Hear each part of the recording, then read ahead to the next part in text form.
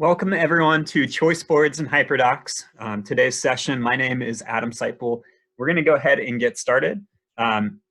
If you could, and if you haven't done so yet, please head to bit.ly/3cgcpta, and that will take you to be able to access today's resources. It will give you the choice of using the template. It'll be a blue button in the top right-hand corner. And if you click on that, it'll give you your very own copy of our slides, which will allow you to take notes and to click on any links that we will reference as we go. And in this session, we'll have quite a few of those. So I would really encourage you to head to that resource so that you can get the most out of this session. Let's see.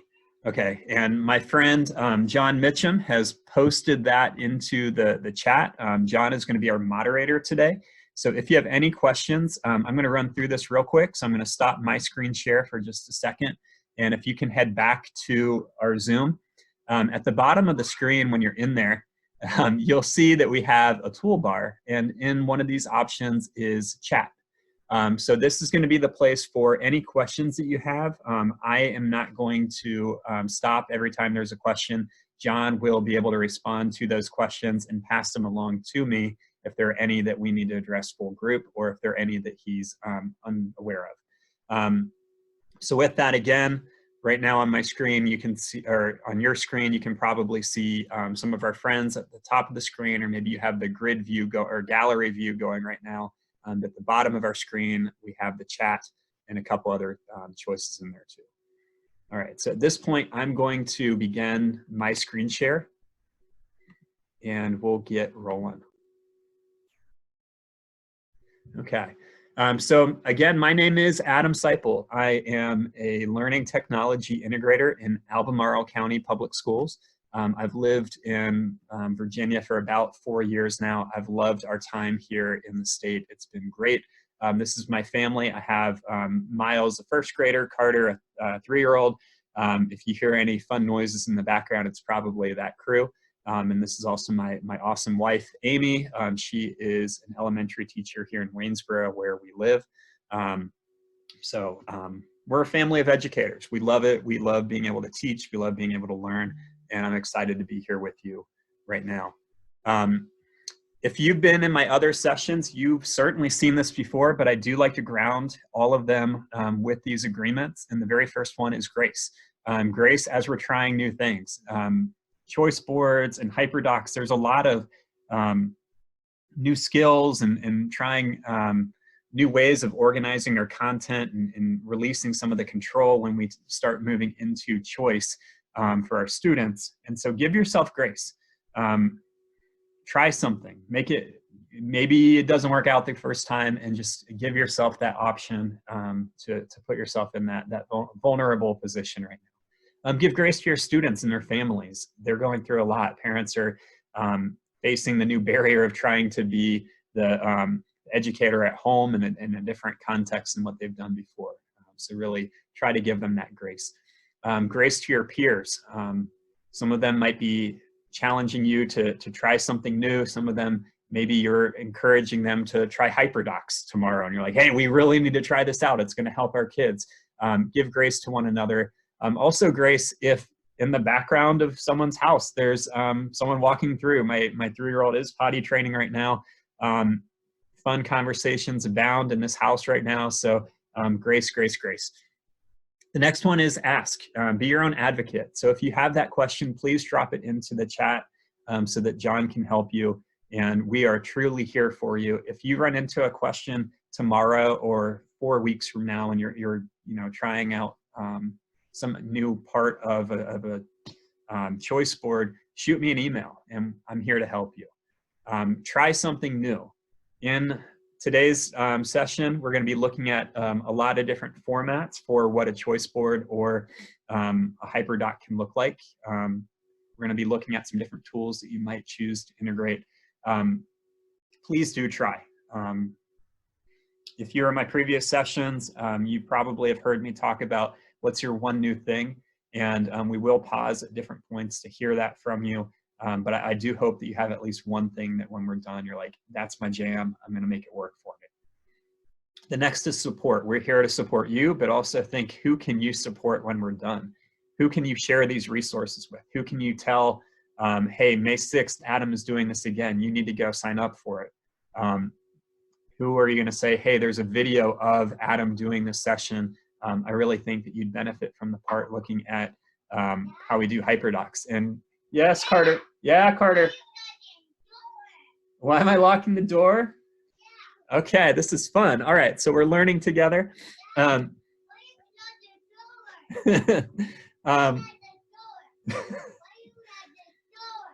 this is a first for us right now. Real quick.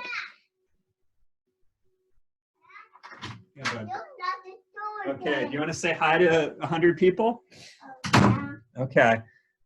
So we are also in this together. We are Virginian educators. We're here to love and support our students together, and we're going to make this work. We do have some people from other places in the country or other parts of the world, and we welcome you here too. But really, this is designed for Vassal and our Virginians. All right. Okay, Carter, give one last wave and maybe blow a kiss, and then go find Mama. Okay, say bye-bye. Outside. Okay, go find Mom outside. No, I want a snack. You want a snack? Okay, we'll get a snack in just a minute. All right, this is fun. All right, Grace.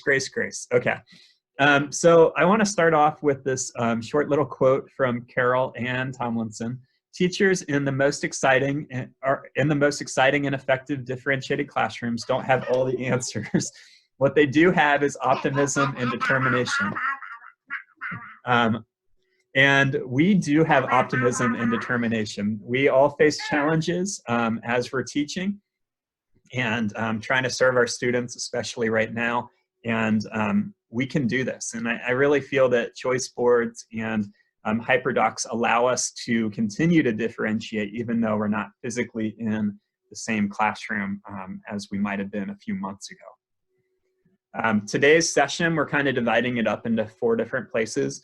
The first is an introduction, which is an overview and definitions of what these terms might mean.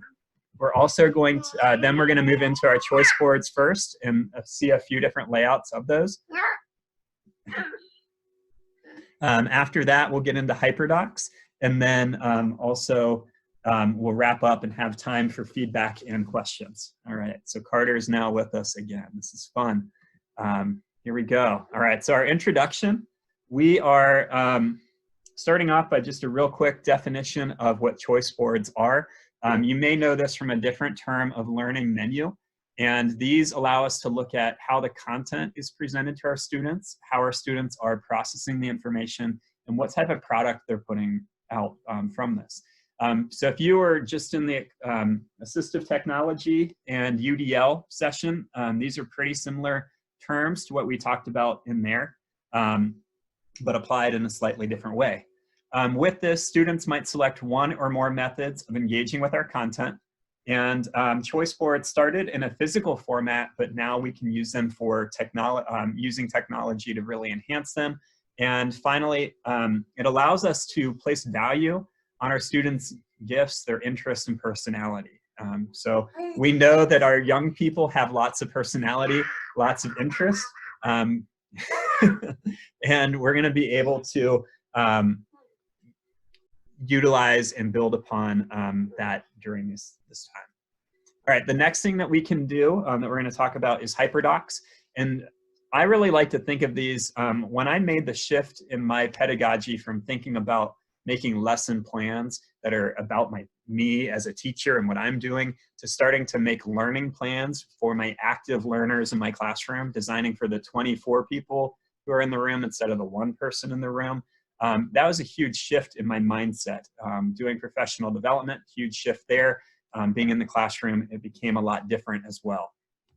So what Hyperdocs can let us do is mix individual, small group, and full class artifacts and activities. And they also have templates that are built upon established lesson plan structures that you may have been using for years and years.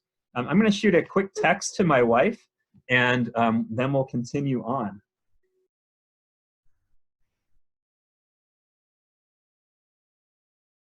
Okay. fun stuff. All right, so we're getting into choice boards at this point, and we're gonna watch a real short video about choice boards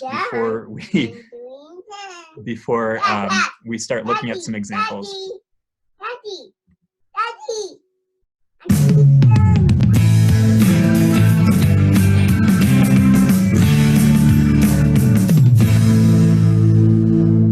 Hi, I'm Martine Brown. And I'm Tyra Clayton. And today we're going to talk to you about digital choice boards.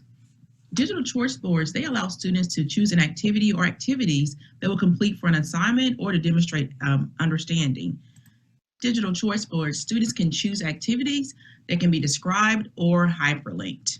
You can consider telling students to create activities in a row, or you can also have a column. It just depends on your students.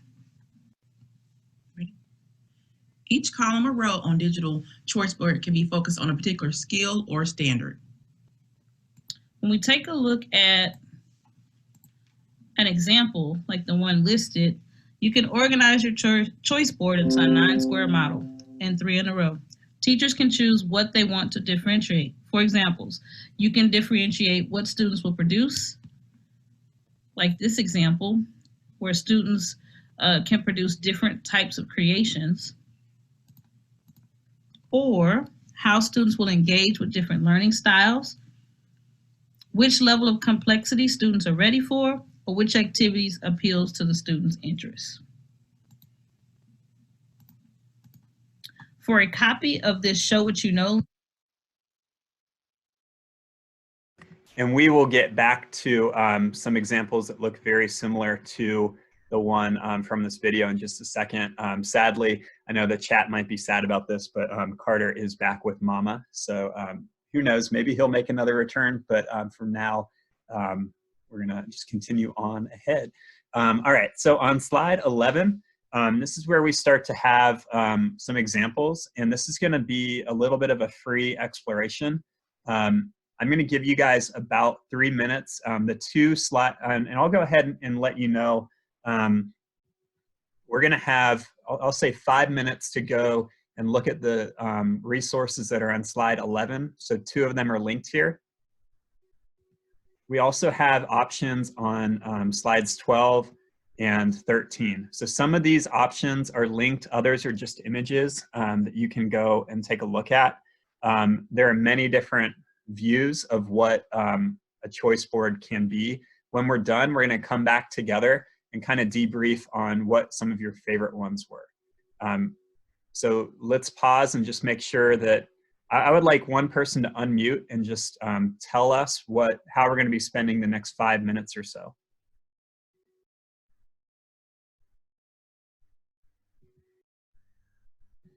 Okay, for the next 5 minutes, we're going to be looking at slides 11 and 12 and choosing links to look at the choice boards and what types of choice boards there are.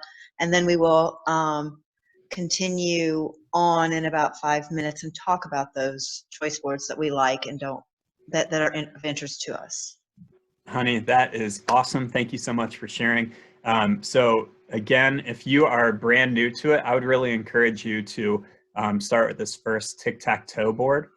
And so I'm going to open up and kind of guide that. Everybody else, you are invited to go explore other ones as they interest you. But if you're really looking for what is a simple one that I can get started with, this is going to be a good choice. So I'll talk through the tic-tac-toe board for a couple minutes. We'll get back together at 4:20 and I'll sound some sort of alarm at that point.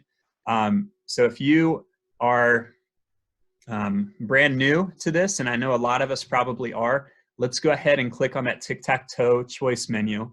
And in here, we can see this grid that looks similar to the one that we had in our video. And then I invite you to click where it says Use Template, and that will give you your own copy.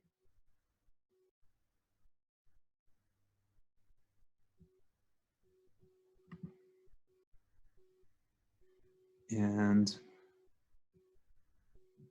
I hear that we're not getting access for one of them, so let me go back and check our link for that.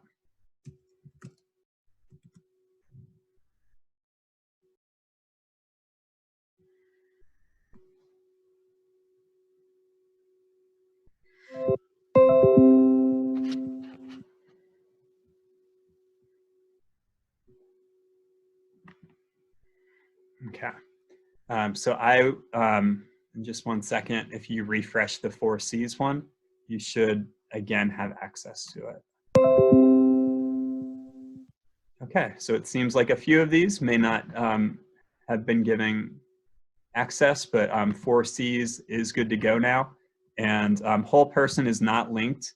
It is, I'm guessing, pretty small. So I'll go back and put that resource on our session page moving forward. Okay, so at this point, I'm bouncing back. If you would like to do a follow along, we can look at the tic-tac-toe menu board together. Otherwise, you are free to kind of explore on your own during this time, and then we will be back together in just a moment. Okay, so in the tic-tac-toe choice menu, we would start by putting the name of our menu. So this one could be, in the last session I did, someone was talking about wanting to do 2D and 3D shapes. And here it says, start with number 5 and then make 2 other choices to make your tic-tac-toe. So a really cool thing with this is that it allows us to have a common experience for our students. So every student is doing number 5, and it could be reflect on what you learned in the method of your choosing, and then share in our Flipgrid. Whereas over here, for 1, and in these other ones, we can do things that might be, you know, make a video, it might be record a podcast, take a picture of something, of a 2D shape on your morning walk, or whatever it might be, and offer these different choices that our students can run into.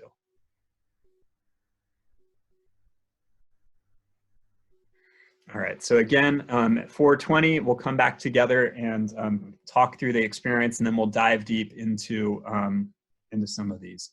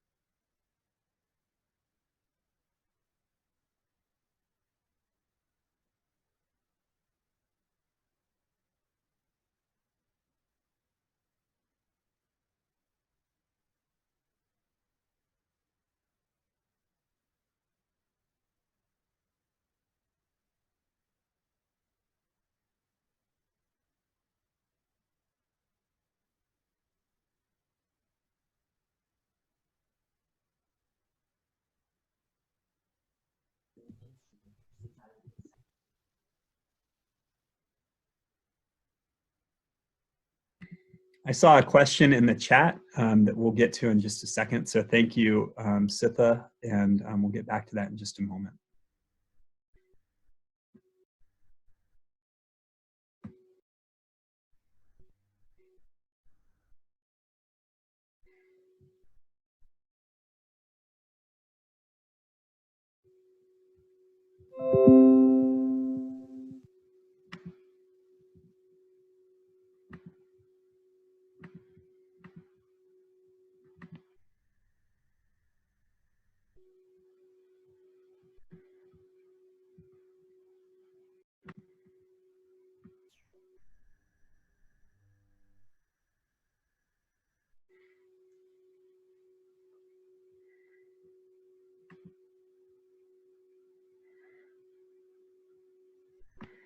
Okay, so about another minute or so until we come back together, and then we'll be able to pause for some questions, dive deeper into some of these, and continue to explore together.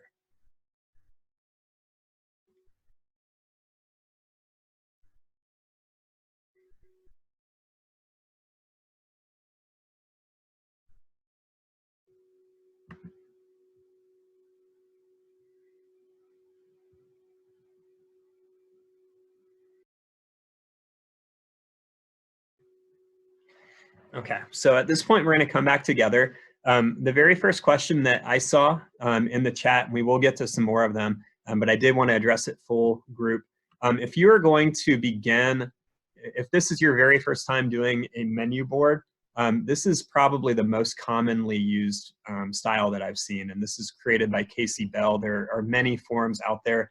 Casey makes some really amazing products. The way that she the reason that she has the two different colors in here is because it is impossible to connect all three through the middle without having one from each of those two colors. So with that being said, you could have the green ones could be more of a creative approach, and the yellow ones could be more of an analytical approach. And so by doing that, you're forced to think in a variety of ways. Using different parts of your brain, right, and these different skills, but still engaging with that content or with the challenges in a certain way. You could also do it where maybe doing a flip grid and the green are all kind of doing, these are non-academic challenges that I want you to do throughout the week. So it might be go on that family walk, or it might be cook a recipe, a family recipe, and let us know how it went. Whereas the yellow ones down here could be read the book or article that you want them to do, or write a review of your favorite new Netflix show that you've been watching, whatever it might be with that. So there are a few different ways that you can organize based on that color and getting creative with it. Let's see. Okay. I would love to we're going to bounce ahead just a little bit. I would like to direct everybody to slide 14 for just a second. If you have the slides in front of you, you can just click the link that's on slide 14. If you do not have the slides in front of you, please open a new tab in your browser and go to bit.ly/3bb57 capital G capital Z. And this is going to take us to a Padlet where we'll have time to reflect and to write and share ideas. Once we're done sharing those ideas, we'll have a time to verbally share and ask some questions. And that's where we can kind of debrief on these different models and layouts that we saw in here.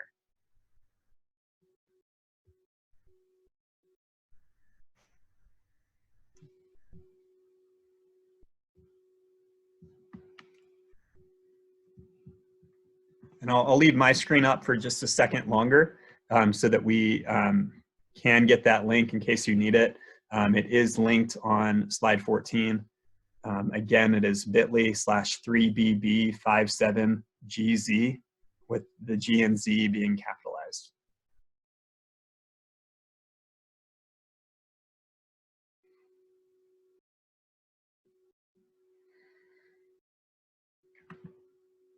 All right, so in this Padlet board, we have a few different questions at the top, all related to choice boards, right? So I would like, we have a few different questions in here. What are your inspirations and ahas? Then what is my favorite template? And what are some non-academic ideas that you might be able to include when you're doing this? So go ahead and we'll do a quick response in this. You can answer any of the three that you'd like. You don't need to answer all three. Read the different responses that other people did, and then we'll be able to, this will kind of drive the next 10 minutes or so of our session is looking at your answers to this.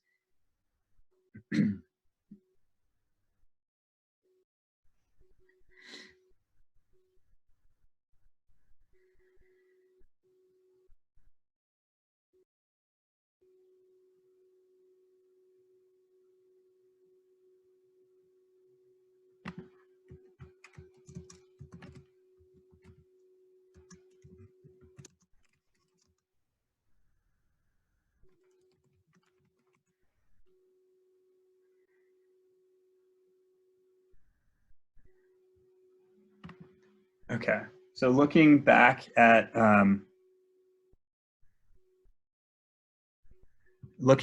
choice board or at the Padlet that we have, I'm going to just take a couple of seconds in here to look through each of these columns, and we can also have some time when people are verbally asking questions. If you want to unmute yourself, you can do that within the Zoom. So in here, the first thing I'm seeing is color coding is genius. So being able to have that balance with what we're doing. A lot of people gave some love to the Fortnite theme in both the inspiration and the template, so I really like that. We have a lot of choice. I love the tic-tac-toe board. That seems to be the favorite template. I was zooming through there, using it with our ELL students. I love that. Would you like this? Can we have someone speak to how this could support our English language learners? I'm the one that put that comment. I teach in the high school, and I have newcomers all the way up to more proficient English speakers. And I could just give my newcomers a board and give my other ones a different board, and then they could just have more independence while I work with a different group. I love that. And being able to use this through Google Classroom, I saw some people do some questions about that, where you can choose this group of students gets one format of it and another group of students gets a different format, and it becomes really easy to do. So thank you for that. Love it. Differentiation all over the place over here, color coding for you and the students to be able to explore. Colored titles, tiles, I can't talk. We've used them before, but never in these formats, so we're being able to see different views.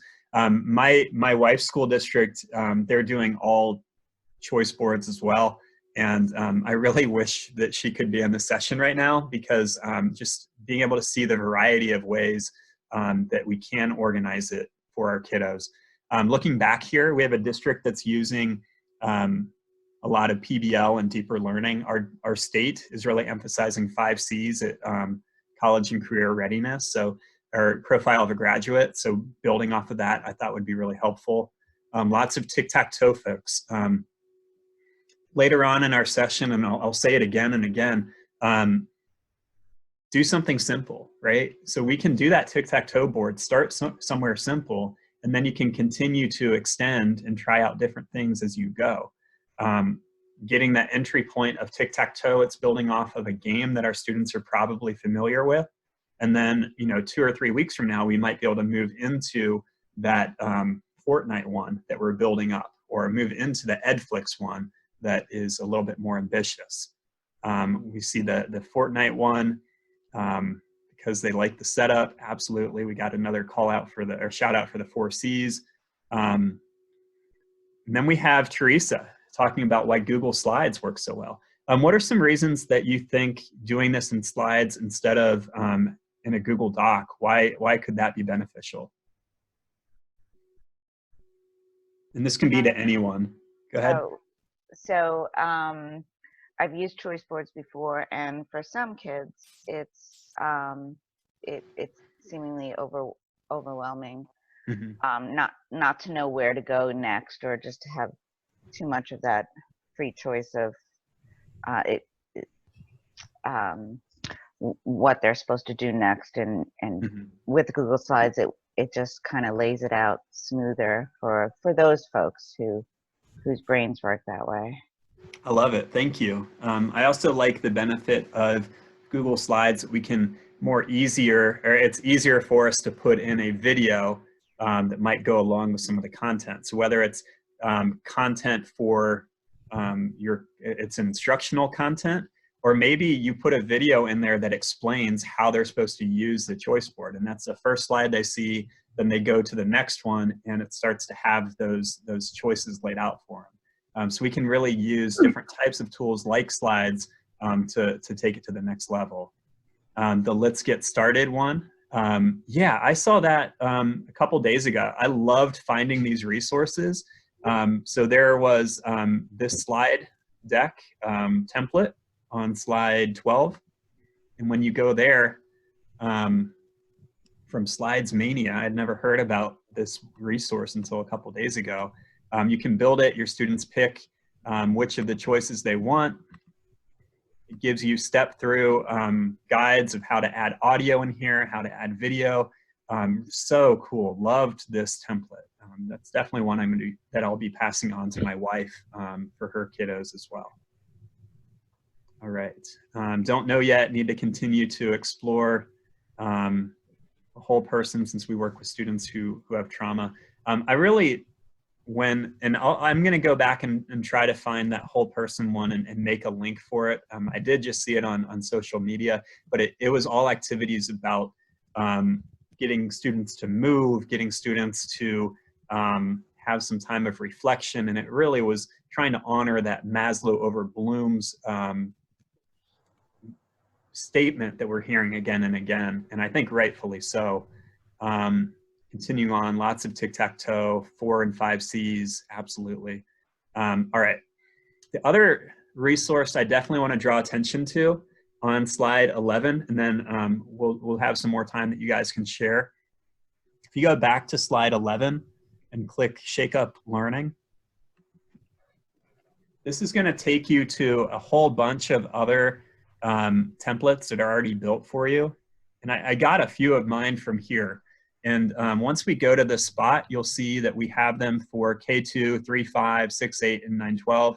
So you can look to see if there are some that are already built. We have a school closure choice board, different formative assessment ones. So you can go through and take a peek for any of those categories that make sense for you. It looks like the K2 doesn't have any in there yet.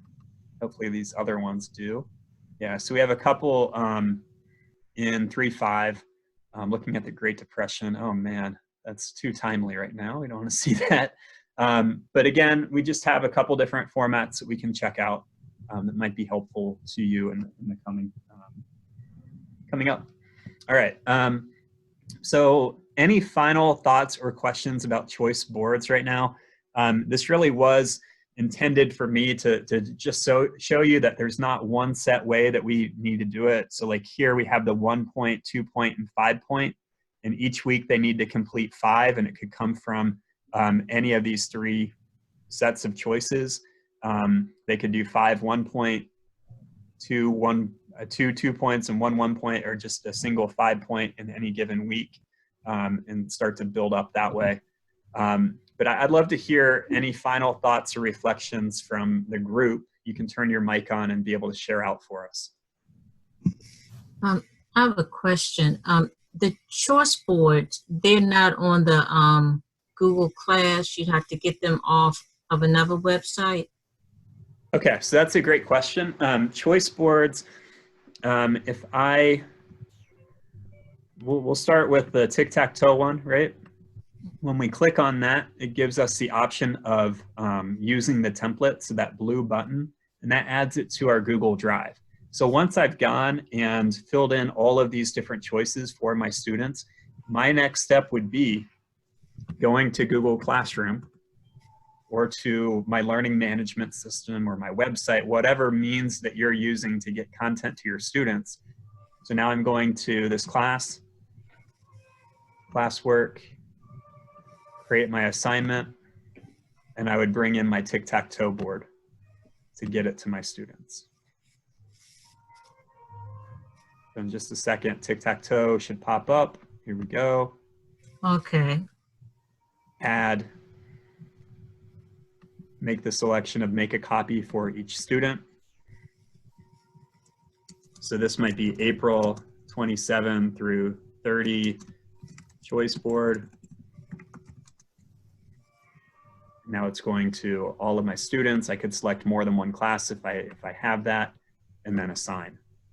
And now all of my students will have their own option or their own way of accessing that tic-tac-toe board. I can go and give them feedback throughout the week, see how they're doing, and we can make that happen.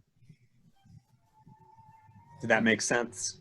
Okay, so we would use like the ones that you have listed, but there's some other ones that may be on the internet that we could open up, and then it would go to our Google Drive if we did it. Yes, that would be the process. So I know, as I'm on social media, I'm on Twitter a lot, and there are teachers all over the place posting their choice boards, and I just went through and grabbed the ones that I'm like, oh, I really need to use that. So that's a good place to go. The Shake Up Learning is a good place to go. Cult of Pedagogy always has great resources. So that's the exact approach that I took when I started putting this resource together for you guys. Okay, thank you. Welcome.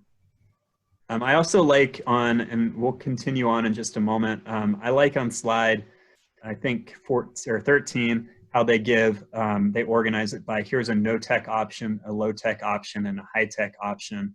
We know that our students are in all different phases right now. They have different types of access. Some of our kids might be able to use a cell phone to make something work, or others, when they go to pick up their meals, maybe they get a printed copy of this resource or it's mailed to them and they draw a book cover to represent the mood of the novel. So lots of different ways that we can organize it based on our students' needs, based on how we're trying to reach them at this point. All right, so thank you guys for looking through the choice boards with me. And we're going to continue rocking ahead into Hyperdocs. All right, so this will be a real short, again, a real short video about Hyperdocs, and then we'll get into seeing the resources on their site and some different ways that we can use these tools.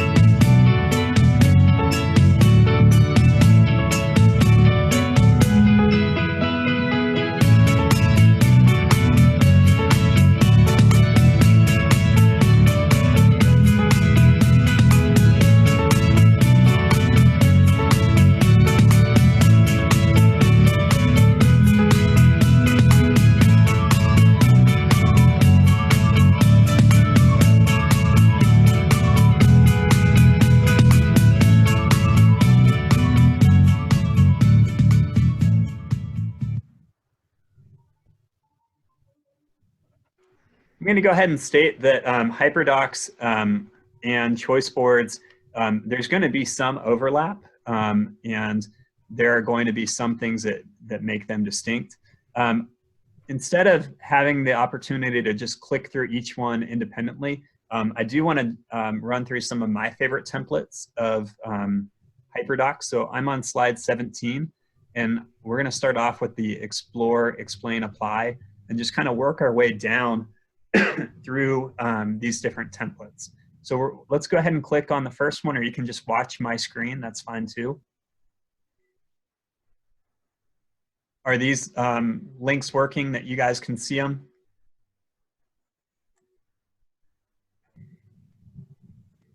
Okay. So when I first was introduced to a Hyperdoc, I thought it was just a Google Doc that had links on it. And I wasn't really understanding what made them so special. And I remember there was a technology conference, a little one going on at Charlottesville High School back in 2015. Before I'd even moved to Virginia from North Carolina, I was up here and they were talking about Hyperdocs. And I was like, that's nothing. Come on, what are you trying to do? And then it was a couple of years later that I was sitting down by happenstance talking with one of the three creators of Hyperdocs. And she's like, oh, you have a misconception. Let me show you what it actually is. And it completely changed my point of view. I became a convert instantly. So I love Hyperdocs because of the structures that they lean upon and they build from. In here we have, these are different learning plan or lesson plan templates that we can build for our students. So what are the things that our students can explore?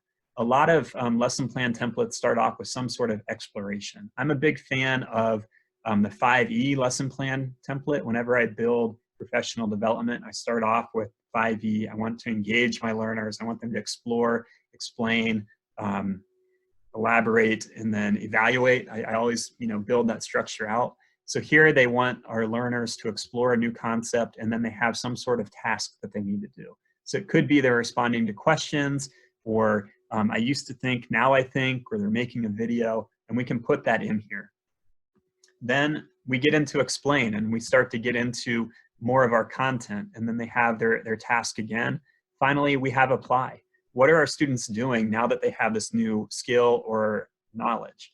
And they're going to demonstrate it. So we really get into that demonstration of knowledge part that is so important. And with all of this, we can add links in here. We can drop in videos. We can link to other resources. And we're going to look at how to do that. So at any point, if you want to have access to these templates, you should be able to click that blue Use Template button. It'll add it to Google Drive for you, and you can continue on. I'm going to go ahead and say that I use my hero's journey the most. This is my go-to template when it comes to Hyperdocs. I use it all the time. And here are two examples from PD that I've done before. So you can click the hero's journey up at the top here. And in here, it says, here's a call to adventure. So if I wanted my students to view their learning as an adventure where they're getting some sort of challenge, they're entering the unknown, it kind of sounds like the world that we're living in right now, where we put in, here's some content, here are maybe some links, we can put in places for them to take notes as they're going. And they're engaging with this content in a variety of ways. You'll notice over here that it says 50 minutes. So you might, with the current status of how we're teaching, this could be week 1, week 2, week 3, and you could do all of your lesson plans for the next, or learning plans for the next 5 weeks from a single doc that you're sharing out to your students, and just putting in that next layer of challenge as they unlock that next step. Continuing on, I was really impressed, going back to that conversation I had with Kelly from Hyperdocs. She and her team synthesized several different lesson plan templates and put them into this format where we engage, explore, explain, and we apply, share, and reflect, and then finally extend. So by thinking through these different stages of learning with our students, we'll really be able to engage with them in a variety of ways. Now I'm going to open up this personalized learning one for just a second. And you can just look at my screen. You don't need to open this one up or make a copy or anything. So I want to show you why I like this one quite a bit. Just because, and this might be speaking more to like once you get back to the classroom, this first part to it is a physical sorting activity. I had different envelopes with definitions of a term, and they opened them up, sorted these different resources, and were able to make sense of it. This was a group activity. My students were told at the beginning that they can work in any order they want. They can explore any of these resources that they want. And they had that choice. They had the voice in terms of how they were going to show their ideas too. Something else that I like to do is, as I give them different artifacts or resources to look into, I give them a place to reflect directly in line. So if you're doing Google Slides with a choice board, like one of you said before, I might have a short video on the left-hand side, and then on the right-hand side is a place for their notes directly next to it so that they can engage with it in that way. Continuing down in here, the final activity here is show what you know. And it took them to a Padlet wall where, instead of it being a private one-to-one individual demonstration of knowledge, they took whatever artifact they had made and put it into a public space of that Padlet wall so that the other students could see what their classmates had done. And even though they worked on these things individually, and your students might be working on them individually at home, we still get that campfire, I've heard that term before, where everybody's coming back together collectively in our Padlet or in our Flipgrid or in our Google Classroom, where we can have that showcase of what our students are doing. So again, these are 3 of my favorite templates when it comes to a Hyperdoc. We are going to continue at this point. And I just want you to know that their website has a lot of additional resources. So what I'd like us to do real quick, we're not going to have too much time to go and explore these, is we're going to first click on templates. And if you've been using Hyperdocs for a while, they just updated their website a couple days ago, which meant I had to go through and make sure all my links were working, and I'm glad that they have been so far. So in here, we can see the basic Hyperdoc lesson, which was the very first, or which was the last one that we looked at. We have that explore, explain, apply. The 5 E's is another one that I use on a regular basis. You'll notice that on the right-hand side is an example. So here we have the template. On the right, we have, here's someone who has used that template that you can now borrow and use. The next link that we have in here are different lessons that people have made. So they have on this page samples for every subject. So if you need one for science, we can click science. And we have a folder full of different Hyperdocs that have already been built. Now I can't vouch that all of these are the best examples of learning, but you can go through, remix them. I've worked with a few teachers who have remixed some of these, and it's been a really easy transition for them, and it got them started a lot easier. The other thing that I love about Hyperdocs is that they, okay, so I'm gonna say I'm not a huge fan of Teachers Pay Teachers. If you get some extra side money from posting on Teachers Pay Teachers, that's awesome. I love that Hyperdocs has really tried to build up Teachers Give Teachers. And I love that ethos of we're a collaborative group. We're all trying to work together, and by posting them in here, we're not trying to get any money from it. You can just come in and grab and remix. So I really love that. And you can even see some of the templates that we've explored modeled through these examples. So like here's that hero's journey, here's the 5E one, and so forth. So those are in here for any. You can also go through elementary or secondary examples and be able to access that content. The final one is a Hyperdoc about how to make Hyperdocs, and that's one that I have used with some groups around the country. So in here, we have an intro to what a Hyperdoc is. We have those different examples by subject, and so forth. So lots of different ways that we can engage with creating our first Hyperdoc. All right, so at this point, I invite you to go back to that Padlet wall that we were in before, and you'll have another opportunity to add to our wall. So if there were other aha moments that you had as we're looking at Hyperdocs, please add them in here. If there were templates, you're like, oh yeah, that's my jam, I'm gonna be using this. I see that someone added EdFlix, that they're really excited about that. And then also non-academic ideas that we might be able to include. Please continue to add those in here. So we'll take about 4 minutes to contribute to this, and then we'll continue on.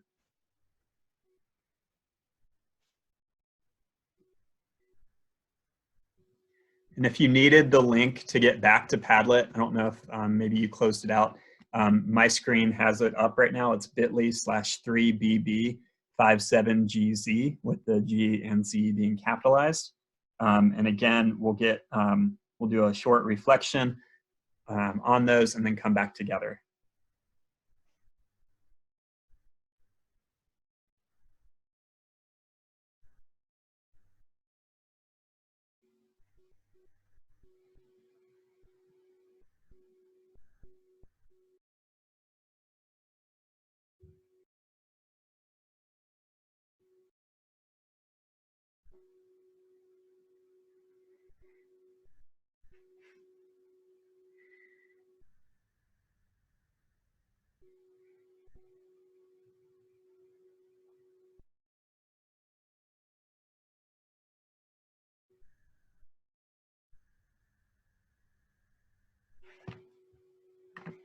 Okay.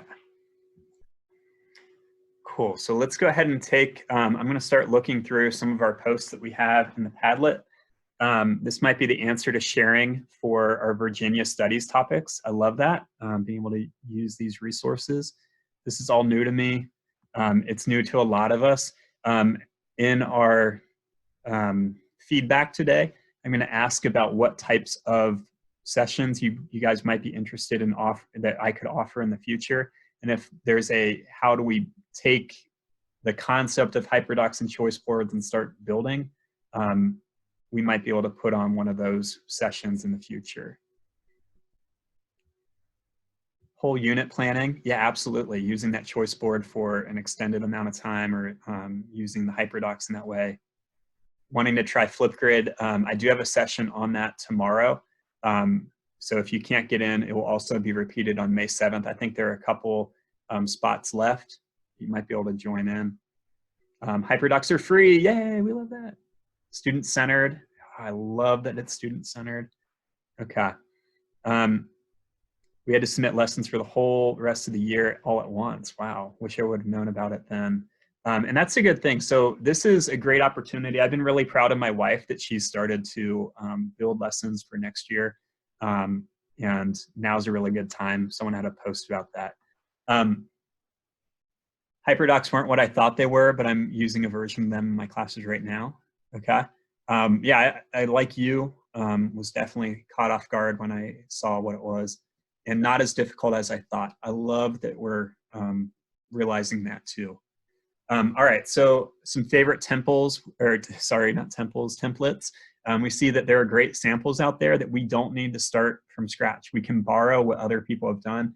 And I rarely make one from scratch. I almost always go in, find one of my templates that I've used, and remix it. They can discover that they can change them a little and make them their own. Absolutely, we get that personality. Brand new to me, first time I've seen them. Thanks for all the links. You are absolutely welcome.